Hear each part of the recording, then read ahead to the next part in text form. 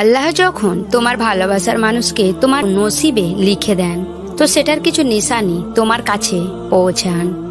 কখনো কখনো মন কোনো জিনিসের জন্য এতটা কষ্ট পায় যে তার চাওয়া সবর করা মুশকিল হয়ে যায়। মানুষ প্রত্যেক দিন সেই জিনিসকে পাবার জন্য দোয়া করতে থাকে। সেই সময়ে দোয়া সব থেকে বেশি কবুলের সম্ভাবনা থাকে, আর সেই দোয়ার কবুলিয়তের অপেক্ষা করতে থাকে। কিন্তু এই অনুযায়ী আমরা ভুলে যাই যে আল্লাহ প্রত্যেক জিনিসের জন্য এক খাস সময় ঠিক করে রেখেছেন, আর সেই সময় সর্বদা আমাদের জন্য উত্তম হয়। যখন আল্লাহ আমাদের নসিবে কোনো খাস জিনিস লিখে দেন, তো তিনি আমাদের কিছু নিশানি দেখান যেন আমাদের একটু হালকা অনুভূতি হয়। আর এদের সবচেয়ে বড় নিশানি এটা যে বারবার দোয়া করার খেয়াল মনে আসে।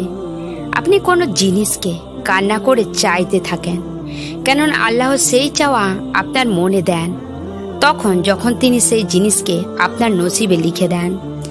দোয়া শুধু আমাদের রূহকে উচ্চা করার একটি জারিয়া, বাস। আর একটু অপেক্ষা বাকি আছে, কেননা আল্লাহর ইচ্ছার অনুসারে আপনার স্বপ্নকে পুরা করার সময় খুব নিকটে। সেই পরীক্ষার পুরস্কার যেটা আল্লাহ আপনার জন্য তৈরি করেছেন এখন বাকি আছে। দোয়া করতে থাকুন, সব কিছু ঠিক হয়ে যাবে, কেননা প্রত্যেক মুসিবতের সাথে একটি সহজ রাস্তা আছে। আল্লাহর তরফ থেকে আসতে চলেছে এমন দেরিতেই কিছু উত্তম রয়েছে। আর এটা আপনি তখনই বুঝতে পারবেন যখন আপনার কষ্ট সেইদার শুকরিয়া হয়ে যাবে। সেই সময় আসবে যখন আপনি কাঁপতে থাকা সময়ে সেই রবের শুকরিয়া করতে থাকবেন, যিনি আপনার দোয়াকে কবুল করছেন। আর তারপর আপনার মন তার ভালোবাসায় কাটতে লাগবে।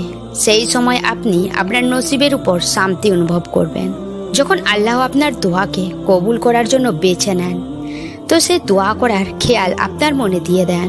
অনেকবার আমাদের এই প্রশ্ন করা হয় যে কেন আল্লাহ দোয়া কবুলে দেরি করেন, কেননা আমরা মানুষ আর কখনো এই কথাকে পুরোপুরি বুঝতে পারি না যে একটি কথা কোন এর কতটা মহত্ব রয়েছে। এটাই সেই শব্দ যেটাই পুরো কায়নাত অস্তিত্বে এসেছে। এই শব্দ কোন শুধু তখন বলা হয় যখন আল্লাহ কোনো জিনিসের জন্য উত্তম রাস্তা তৈরি করে দিয়েছেন। কখনো কখনো আল্লাহ চান যে তার বান্দা আর একটু সবর করুক। তার কি অধিকার নেই কি আমরা তাকে ভালোবাসা দেখাই? তার কি অধিকার নেই কি আমরা একটু অপেক্ষা রাখি? আর এমন তো হতেই পারে না কি যে জিনিস আপনার মনে বারবার আসে সেটা আপনাকে না মিলে। যে স্বপ্ন আপনি আপনার মুখ দিয়ে বলেন সেটাকে আল্লাহ কখনোই না করেন না। তিনি সেই বান্দাকে দোয়ার তৌফিক দেন যার জন্য তার কোন বলার সময় হয়ে গেছে। আপনি কি জানেন না সেই লোকেদের ব্যাপারে যারা কখনো দোয়াও করেননি আর তবুও আল্লাহ তাকে দিয়েছেন? তো শুধু অপেক্ষা করতে থাকুন, কেননা আল্লাহ অপেক্ষাকারীদের জন্য তার রাস্তা খুলে দেন। যা কিছু খেয়াল আমরা আমাদের মনে রাখি সেটার পিছনে একটি কারণ থাকে। সে খেয়াল আল্লাহর তরফ থেকে হয় যেটা আমাদের মনে দিয়ে দেন। কখনো কখনো আমরা ভাবি কি যে লোক অন্যর জন্য ভালো ভাবে না সেটাও কি আল্লাহর তরফ থেকে হয়? এটার জবাবও আমাদের নিজেই মিলে যায়। এমন খেয়াল শয়তানের তরফ থেকে হয় যেটা আমাদের আল্লাহর থেকে দূরে করতে চায়। আল্লাহ তো শুধু এটা দেখেন কি তার বান্দা সেই দোখায় চলে যায় নাকি, আর তারপর তখন আমরা শয়তানের থেকে দূরে চলে যাই। তো আল্লাহ আমাদের তার কাছে আনার জন্য নতুন খেয়াল মনের মধ্য দিয়ে দেন। যদি আমরা আল্লাহর দিকে ফিরে যাই তো সে আমাদের নিজে ফিরে আসার রাস্তা দেখিয়ে দেন। অনেকবার না চেয়েই আমরা অনেক কিছু পেয়ে যাই, কিন্তু হেদায়েত শুধু তাকেই মিলে যে আল্লাহর উপর সত্যিকারের আশা রাখে। তো যখনই কোনো স্বপ্ন মনে থাকে তো সেটা আল্লাহর কাছে চাইতে থাকুন।